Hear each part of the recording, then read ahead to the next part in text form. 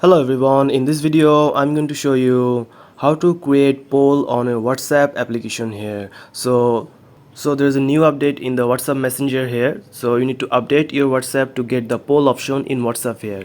So go to Play Store and update it. Then if you open the WhatsApp here, after opening the WhatsApp, you can choose any group here or you can individual person here. For example, I'm choosing individual person here. You can also do this on the group here because the poll option is very much good for the group here. So if you want to create a poll here, just tap on the attachment option here, as you can see in the left to the camera here. So tap on it, and here you can see there's an option called poll here. So this is a new update for WhatsApp here. So if you tap on the poll option here, you can ask a question here, whatever question you can ask here, and you can add some option here like yes, no, whatever you can add, and you can add a lot of option here like this, and you can just send it, and you will see this is created a poll here.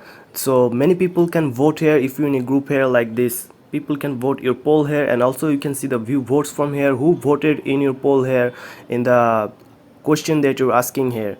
So that's it guys, this is how you create poll in WhatsApp in the new update here. So if you found this video helpful, please subscribe this channel, and thank you for watching.